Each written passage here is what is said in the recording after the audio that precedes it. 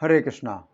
तभी हम भगवद गीता के 18वें अध्याय के अंतर्गत श्लोक संख्या 38 पर विचार करेंगे। विषयेन्द्रिय संयोगान् यत्तदग्रे मृतोपमं परिणामे विषम इव तत्सुखम राजसम स्मृतम। तो यहाँ पर भगवान कह रहे हैं रजोगुणी सुख कैसा होता है?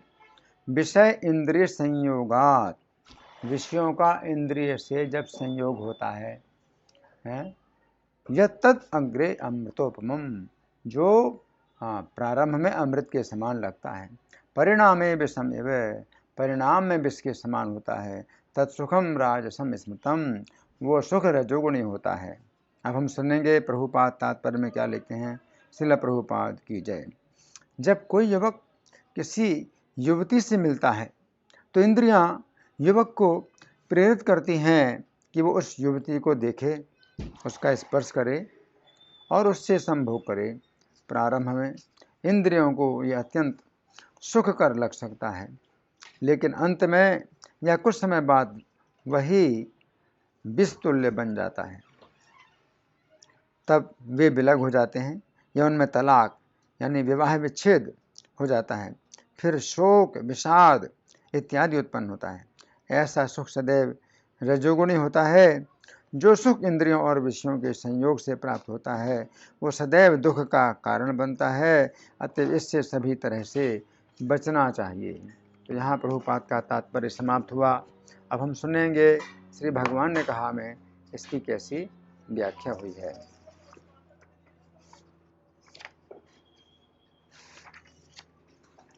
पिछले श्लोक में श्री कृष्ण ने सत्वगुणी सुख का वर्णन किया। उस समय अर्जुन के मन में जिज्ञासा उत्पन्न हुई कि श्री कृष्ण ने सत्वगुणी सुख का तो वर्णन किया है, परंतु रजोगुणी सुख कैसा होता है? अंतर्यामी होने के कारण श्री कृष्ण अर्जुन के मन की जिज्ञासा को समझ गए। अतः उन्होंने इस श्लोक में बताया है कि रजोगुणी सुख प्रारंभ में अमृत के समान होता है, परंतु परिणाम में विष के समान होता है। इस श्लोक में श्री कृष्ण की 3 अत्यंत महत्वपूर्ण शिक्षाएं हैं, जिनकी हम क्रम पूर्वक चर्चा करेंगे। पहली अत्यंत महत्वपूर्ण शिक्षा, यह सुख विषयों का इंद्रियों के साथ संसर्ग होने से प्राप्त होता है। इस श्लोक की पहली शिक्षा के अनुसार शब्द हैं विषय इंद्रिय संयोगात, अर्थात यह रजोगुणी सुख विषयों का इंद्रियों के साथ संसर्ग होने से प्राप्त होता है। गीता 5:22 में श्री कृष्ण कहते हैं कि जो सुख भौतिक इंद्रियों के संसर्ग से उत्पन्न होते हैं वे सुख दुख उत्पन्न करते हैं। ये सुख आदि अंत वाले होते हैं। ऐसे सुखों में बुद्धिमान लोग नहीं रमते हैं। उक्त श्लोक के तात्पर्य में श्रील प्रभुपाद लिखते हैं भौतिक इंद्रिय सुख उन इंद्रियों के स्पर्श से उद्भूत हैं जो नाशवान हैं, क्योंकि शरीर स्वयं नाशवान है। मुक्त आत्मा किसी नाशवान वस्तु में रुचि नहीं रखता है। दिव्य आनंद के सुखों से भली भांति अवगत वह भला मिथ्या सुख के लिए क्यों सहमत होगा। अतः जो यथार्थ योगी या दिव्य ज्ञानी हैं वे इंद्रिय सुखों की ओर आकृष्ट नहीं होते हैं, क्योंकि ये निरंतर भव रोग के कारण हैं। जो व्यक्ति भौतिक सुख के प्रति जितना ही आसक्त होता है उससे उतने ही अधिक भौतिक सुख मिलते हैं, क्षमा करें, उससे उतने अधिक भौतिक दुख मिलते हैं। भागवत 5:5:1 में कहा गया है कि यह मनुष्य जीवन इसलिए नहीं प्राप्त हुआ है कि इंद्रियों के संसर्ग से प्राप्त होने वाले सुख को भोगने के लिए हम कठोर श्रम करें। इंद्रियों के सुख तो कुत्तों तथा शूकरों को भी प्राप्त होते हैं। ये मनुष्य जीवन तो हमें सात्विक सुख प्राप्त करने के लिए प्राप्त हुआ है, जो शुद्ध बुद्धि से प्राप्त होता है तथा जो सुख अंतहीन है। तो यहाँ पर श्री कृष्ण कह रहे हैं कि रजोगुणी सुख इंद्रियों का विषयों के साथ संसर्ग होने से उत्पन्न होता है। तो यहाँ पर श्री कृष्ण कह रहे हैं कि रजोगुणी सुख इंद्रियों के संसर्ग से उत्पन्न होता है। वाल्मीकि रामायण के बाल कांड के अंतर्गत सर्ग संख्या 10 में वर्णन आता है कि वे भांडक मुनि के पुत्र ऋष्यशृंग मुनि सदा वन में ही रहकर तपस्या और स्वाध्याय में लगे रहते थे। वे स्त्रियों को पहचानते तक नहीं थे और विषयों के सुख से सर्वथा अनभिज्ञ थे। एक दिन घूमते घूमते ऋष्यशृंग ने वन में कुछ वेश्याओं को देखा। उनके रूप का ऋष्यशृंग की नेत्र इंद्रिय से संसर्ग होने से उन्हें रजोगुणी सुख प्राप्त हुआ। फिर बातों बातों में उन स्त्रियों ने मुनि का आलिंगन किया। उस समय उनकी त्वचा इंद्रिय से स्पर्श का संसर्ग होने से उन्हें पुनः रजोगुणी सुख प्राप्त हुआ। फिर उन वेश्याओं ने फल बताकर अनेक प्रकार के स्वादिष्ट मिष्टान्न दिए। उस समय उनकी रसना इंद्रिय से रस का संसर्ग होने से उन्हें पुनः रजोगुणी सुख प्राप्त हुआ। तो यहाँ पर श्री कृष्ण कह रहे हैं कि विषयों का इंद्रियों के साथ संसर्ग होने से रजोगुणी सुख उत्पन्न होता है। अब दूसरी अत्यंत महत्वपूर्ण शिक्षा, ये सुख प्रारंभ में अमृत जैसा लगता है। इस श्लोक में दूसरी शिक्षा के अनुसार शब्द हैं यत्तत् अग्रे अमृत उपमम, अर्थात यह रजोगुणी सुख प्रारंभ में अमृत जैसा लगता है। तो यहाँ पर श्री कृष्ण कह रहे हैं कि रजोगुणी सुख प्रारंभ में अमृत जैसा लगता है। भागवत के 3 स्कंध के अंतर्गत अध्याय संख्या 23 में वर्णन आता है कि जिस समय कर्दम मुनि अपनी पत्नी देवहूति की सेवा से प्रसन्न हो गए, उस समय उन्होंने देवहूति को सुख प्रदान करने के लिए अपनी योग शक्ति से एक ऐसा विमान उत्पन्न कर दिया जो उनकी इच्छा अनुसार यात्रा कर सकता था। इस विमान में अनेक महल थे, उन महलों में शैयाएँ तथा पलंग थे। इस विमान में अनेक क्रीड़ा स्थल, विश्राम घर, शयन गृह आदि थे। फिर उन्होंने देवहूति को प्रसन्न करने के लिए 1000 कन्याओं को नियुक्त किया, जिन्होंने देवहूति को स्नान कराया, उसे महीन निर्मल तथा नए वस्त्र पहनाए, उसे बहुमूल्य आभूषणों से सजाया। फिर उन कन्याओं ने उसे स्वर गुण संपन्न भोजन कराया, जिससे उसके शरीर की दुर्बलता दूर हो गई। फिर देवहूति ने उस विमान में अपने पति के साथ बैठकर सुमेरु पर्वत के सुंदर घाटियों में भ्रमण किया, जहाँ शीतल मंद तथा सुगंधित वायु काम वासना को उत्तेजित करने वाली थी। इस प्रकार देवहूति को यह रजोगुणी सुख अमृत के जैसा लगा। तो यहाँ पर श्री कृष्ण कह रहे हैं कि रजोगुणी सुख प्रारंभ में अमृत जैसा लगता है। अब तीसरी अत्यंत महत्वपूर्ण शिक्षा, ये सुख परिणाम में विष जैसा लगता है। इस श्लोक में तीसरी शिक्षा के अनुसार शब्द हैं परिणामे विषम एवो तत्सुखम राजसम स्मृतम, अर्थात जो सुख परिणाम में विष के समान है वो रजोगुणी सुख कहलाता है। इस श्लोक के तात्पर्य में श्रील प्रभुपाद लिखते हैं, जब कोई युवक किसी युवती से मिलता है तो इंद्रियां युवक को प्रेरित करती हैं कि वह उस युवती को देखे, उसका स्पर्श करे और उससे संभोग करे। प्रारंभ में इंद्रियों को यह अत्यंत सुखकर लग सकता है, लेकिन अंत में या कुछ समय बाद वही विष तुल्य बन जाता है। तब वे विलग हो जाते हैं या उनमें तलाक यानी विवाह विच्छेद हो जाता है। फिर शोक, विषाद इत्यादि उत्पन्न होता है। ऐसा सुख सदैव रजोगुणी होता है। जो सुख इंद्रियों और विषयों के संयोग से प्राप्त होता है वह सदैव दुख का कारण बनता है। अतएव इससे सभी तरह से बचना चाहिए इति। तो यहाँ पर श्री कृष्ण कह रहे हैं कि रजोगुणी सुख परिणाम में विष जैसा लगता है। भागवत के 3 स्कंध के अंतर्गत अध्याय संख्या 23 में वर्णन आता है कि जिस समय देवहूति ने अपने पति कर्दम मुनि के साथ रजोगुणी सुख का अनुभव किया, उस समय परिणाम में उसे वह सुख विष के समान लगा। उसने अपने पति कर्दम मुनि से कहा, हे स्वामी, हमने अपना सारा समय परमेश्वर के ज्ञान के अनुशीलन को छोड़ करके इंद्रिय तृप्ति में व्यर्थ ही गंवाया है। आपकी दिव्य स्थिति से परिचित न होने के कारण ही मैं इंद्रियों के विषयों में लिप्त रही। इंद्रिय तृप्ति निश्चय ही बंधन का मार्ग है। मैं निश्चित रूप से श्री भगवान की अलंघ माया द्वारा बुरी तरह से ठगी हुई हूँ, क्योंकि भवबंधन से मुक्ति दिलाने वाली आपकी संगति में रहकर भी मैंने मुक्ति नहीं प्राप्त की। इति भागवत 3:23, 54, 56, 57 के तात्पर्यों में श्रील प्रभुपाद लिखते हैं, देवहूति अपनी दशा पर शोक प्रकट कर रही है। देवहूति को पछतावा है कि उसके पति ने सर्वश्रेष्ठ भौतिक सुख प्रदान किया, किंतु उसे यह पता ना चल पाया कि वे आत्मबोध में इतने ऊंचे उठे हुए हैं। देवहूति का कहना है कि वो अपने पति से इंद्रिय तृप्ति के लिए अनुरक्त थी, जिससे भौतिक बंधनों से मुक्ति नहीं मिल सकती है, अतः उसका जीवन वृथा गया। ऐसा कोई कार्य जिसे करने से धार्मिक जीवन की प्राप्ति ना हो सके वो व्यर्थ है। देवहूति को इसका आभास था कि वह एक सम्राट की पुत्री है, वो पर्याप्त शिक्षित भी थी और अंत में उसे परम साधु और महान योगी कर्दम मुनि पति रूप में प्राप्त हुए थे। इतने पर भी उसे भवबंधन से मुक्ति ना मिल पाए तो अवश्य ही वह दुर्लंघ माया के द्वारा ठगी गई है। वास्तव में ये माया सबों को ठग रही है।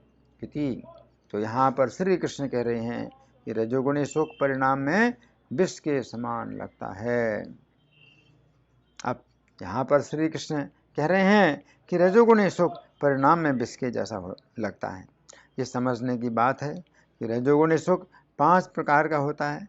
चूँकि हमारे शरीर में 5 ज्ञानेंद्रियाँ हैं तथा उनके अलग अलग 5 विषय हैं, इसलिए अलग अलग 5 ज्ञानेंद्रियों से प्राप्त होने वाले सुख भी 5 प्रकार के हुए। परंतु इन 5 प्रकार के रजोगुणी सुखों में से त्वचा नाम की ज्ञानेंद्रिय से स्त्री का जो सुख प्राप्त होता है, ऐसा रजोगुणी सुख सबसे अधिक बंधनकारी है।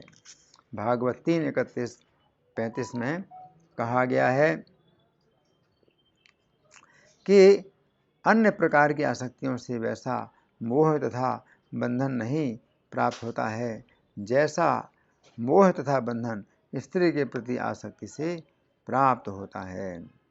उक्त श्लोक के तात्पर्य में श्रील प्रभुपाद लिखते हैं, स्त्रियों के प्रति आसक्ति इतनी दूषित होती है कि मनुष्य ने केवल स्त्री की संगति से भौतिक जीवन के प्रति आसक्त हो जाता है,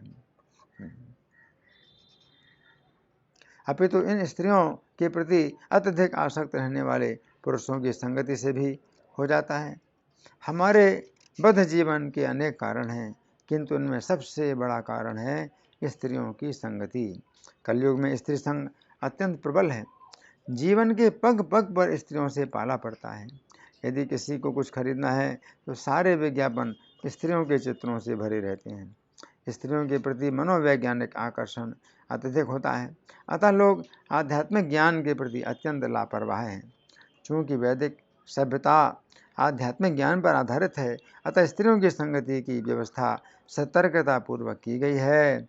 दूसरे शब्दों में स्त्री संगति का आकर्षण ही बद्ध जीवन का कारण है, और जो भी इस बद्ध जीवन से मुक्त होना चाहता है उसे स्त्रियों की संगति से अपने को विलग कर लेना चाहिए।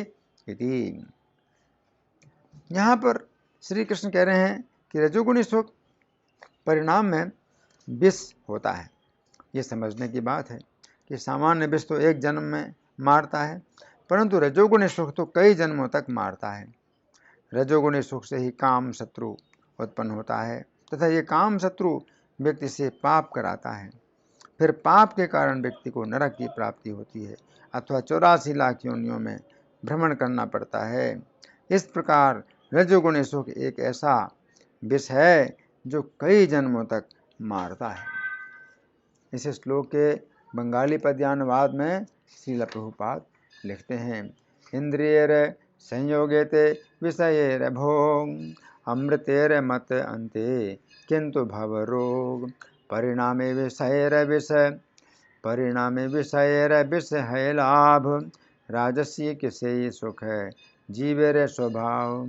यहाँ पर श्री कृष्ण अर्जुन से कह रहे हैं, परिणामे विषयेर विष है लाभ, अर्थात हे अर्जुन, रजोगुणी सुख का परिणाम विषैला होता है, इससे दूर रहने के लिए तुम मेरी शरण लो। तो इस श्लोक में भगवान बहुत ही विश्लेषण पूर्वक रजोगुणी सुख का वर्णन करते हैं। भगवान क्या कहते हैं कि जो प्रारंभ में अमृत के समान हो और परिणाम में विष के समान हो। तो सत्वगुणी सुख से बिल्कुल उल्टा है रजोगुणी सुख। सत्वगुणी सुख में भगवान ने क्या कहा कि जिसमें यह तदग्रे विषम परिणाम में अमृतोपमम, कि जो सुख प्रारंभ में विष के समान लगे और परिणाम में अमृत हो, तत्सुखम सात्विकम प्रोक्तम, तो वो सुख सात्विक कहलाता है। और रजोगुणी सुख बिल्कुल उल्टा है, यह तदग्रे अमृतोपमम परिणाम में विषम, परिणाम में विष के समान है, प्रारंभ में अमृत के समान है। तो ये रजोगुणी सुख मनुष्य के जीवन में बहुत प्रधान है। मनुष्य का शरीर रजोगुण से ज़्यादा भरा रहता है। लेकिन जो मनुष्य कुछ विचारशील होते हैं तो वे गीता की इस बात पर गहराई से विचार करते हैं, गीता की इस बात पर गहराई से विचार करते हैं और फिर वे कुछ ऐसी साधना करते हैं और भक्तों की संगति करते हैं कि उनकी इंद्रियां उनके बस में आ जाती हैं। तो इंद्रियों को बस में करने की आवश्यकता है, क्योंकि इंद्रियों का विषयों से संयोग होता है तो वो सुख अमृत के समान लगता है। तो व्यक्ति यही सोचता है कि मुझे ये सुख मिल जाए तो मेरा सबसे बड़ा सौभाग्य है। तो वो व्यक्ति उस समय के लिए यही सोचता है कि मेरा सबसे बड़ा लाभ यही है, और फिर आगे कितने कष्ट मिलेंगे इस पर विचार नहीं करता। इस ज्ञान को काम शत्रु ढक देता है। आवृतम ज्ञानम एतेन ज्ञानिनो नित्य वैरिणाम, ज्ञानियों का नित्य वैरी है काम शत्रु, इसलिए ज्ञान को ढक देता है। ज्ञान का मतलब भविष्य का विचार, मैं इस समय जो सुख भोग रहा हूँ तो भविष्य में इसका कितना बड़ा दुख भोगना पड़ेगा, तो ये विचार जो है वो व्यक्ति करना नहीं चाहता। क्यों? क्योंकि ये सुख में उसकी इतनी एकाग्रता हो जाती है। जैसे पतंगा जब अग्नि की ओर जाता है तो रजोगुण में वो यही सोचता है कि इस अग्नि में जितना अधिक मैं निकट जाऊंगा उतना अधिक मैं इसका आनंद प्राप्त करूंगा, और वो इतनी तेजी से जाता है कि फिर बाद में वो रुक नहीं सकता और आग में फिर उसको जलना ही पड़ता है। तो रजोगुणी सुख इतना खतरनाक है और रजोगुणी सुख में ज्ञान इतना अधिक ढक जाता है कि फिर उसके लिए वापस आना संभव नहीं। तो यहाँ पर भगवान ये बताते हैं कि परिणामे विषमेव, परिणाम में विष के समान है ना। और विष का मतलब क्या है? जो मृत्यु प्रदान करे वो विष कहलाता है। तो रजोगुणी सुख से व्यक्ति को बार बार मृत्यु प्राप्त होती है, और रजोगुणी सुख विशेष रूप से जो स्त्रियों के संबंध में प्राप्त होता है, तो ये सबसे ज़्यादा बंधनकारी है। ना तथा स भवेन मोहो बंधश्चान्य प्रसंगतः योषित संगात यथा पुंसो यथा तत्संग संगतः, कि उस व्यक्ति को जो है सबसे ज़्यादा बंधन प्राप्त होता है जो व्यक्ति स्त्री में आसक्त है। जैसे भरत महाराज थे तो वे एक हरिण में आसक्त हो गए, तो हरिण का शरीर मिला, परंतु चूंकि स्त्री में आसक्त नहीं थे इसलिए हरिण की आसक्ति के कारण हरिण का शरीर जरूर मिला, लेकिन उनका ज्ञान नहीं ढका, हरिण के शरीर में उनका ज्ञान नहीं ढका, और वो जो है अपने उसी ज्ञान में स्थिर रहे।